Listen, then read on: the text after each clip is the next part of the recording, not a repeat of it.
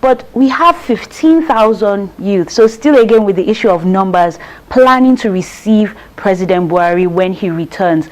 Are you worried that there could be issues, or is that peaceful enough, to use your words? That's a case of joblessness. Those youths are people who have obviously been bought because there's nothing to receive anybody about. I find it appalling that whenever the president returns, a lot of government officials have to go and queue and line up and be checking in. We're not more in a military regime. So I find it very disgusting that I don't even like that government officials are going to receive the president of the country. When you now talk of youths who are supposed to be gainfully employed, even if you are not gainfully employed, there are a lot of books to read, there are trainings to attend, there are ways you can develop yourself. Going to go and receive a president who hasn't even justified his vote. It's only in a country like Nigeria that kind of issue can arise. I feel disappointed, and I don't want to believe that any youth that knows what he's doing will be there. Okay. Now to one of the issues at hand, the issue of Forex. Right now, the dollar is 500 naira to $1. And if you've been going through social media, there have been pictures of a 500 naira note and a $1 note. And some of the things that were attributed to the current President Buhari, was that he was going to do 1 naira to $1, even though those are just allegations, those are just things that were said online. What is your take on that? It's very unfortunate.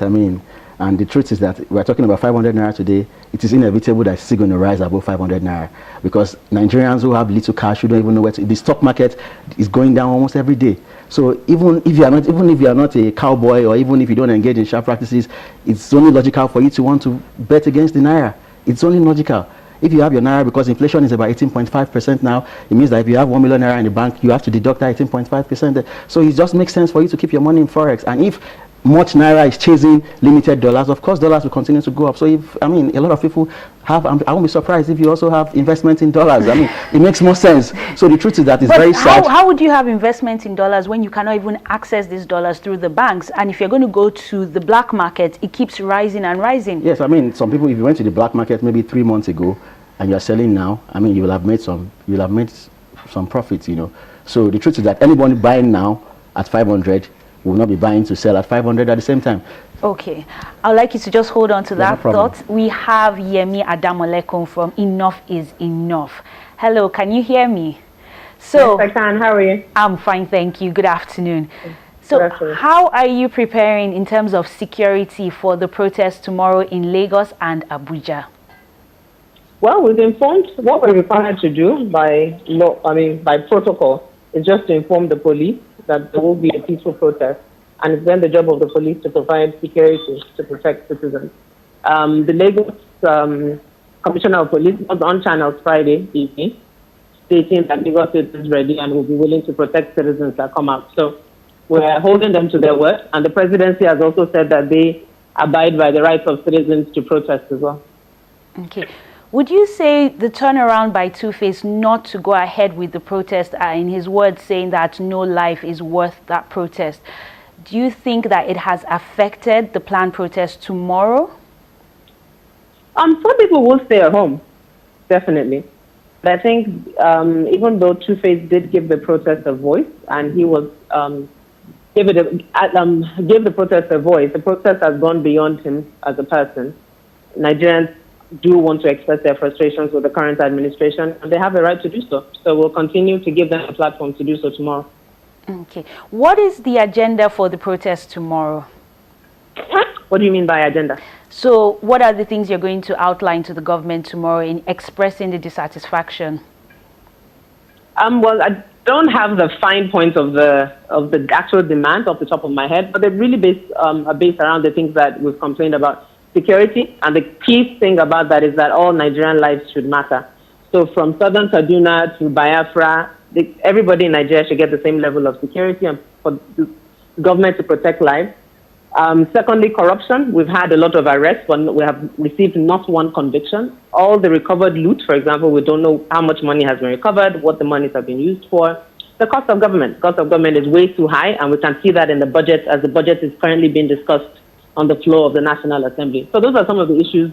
And the economy, the issues with the Forex, we have 7 different exchange rates, which makes absolutely no sense. So those are some of the issues we will highlight tomorrow.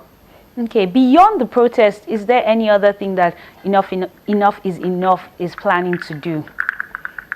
For the last 2 years, Enough is Enough has run the campaign on the office of the, well, 1 year last year for our fifth anniversary, around the office of the citizen. So yes, there is a place for citizens to come out and voice their concerns and protest, but there's also a place for citizens to hold elected officials accountable. So we continue to provide email addresses, phone numbers of elected officials, and we encourage citizens to call them and demand that they do what it is that they've been elected to do. Secondly, this is a protest, and I mean, there are indications that there will be a follow-up protest if the government refuses to listen to the agitations of Nigerians. It's a continuous engagement with the government in pushing the people that we've elected to do the work they've been elected to do. Okay. Thank you very much for that. Thank you very much. All right. Thank you. So, yes, you can continue. Yes, you can. Some of the issues she mentioned are issues that can be addressed without going through a protest. For example, she said cost of governance in the 2017 budget. Every constituency has a senator. What you can do is to write to your senator, tell him the points, and implore him that when the budget is being debated or discussed at the Senate, he should raise those points. You talked about the issue of prosecution, that they are prosecuting some accused persons and they've not gotten judgment. President Buhari is not the head of the judiciary and is not the prosecutor. So have they gone to check the record of proceedings for the cases before the court? Have they been to court to see how the progress? I've not read any report saying that the prosecution is not willing to go ahead with those cases. So for you to say that the government is not achieving any conviction, you should have said, okay, I've gone to court 20 times, I've seen the record of proceedings. On this 20 dates, the government lawyer was not in court. You know, so you can't just expect to. Those kind of points are not genuine issues that should be ventilated at a protest. Nigerians' lives is way more than that. I expected some very fundamental issues. If are these kind of issues that will be going, I mean. Thank you so much, Farouk, for joining us on Rubbin Minds. We'll see how the protest goes out tomorrow. Thank you for having me. You're welcome. Rubbin Minds continues after this break. Do stay with us. So let's dance now, it is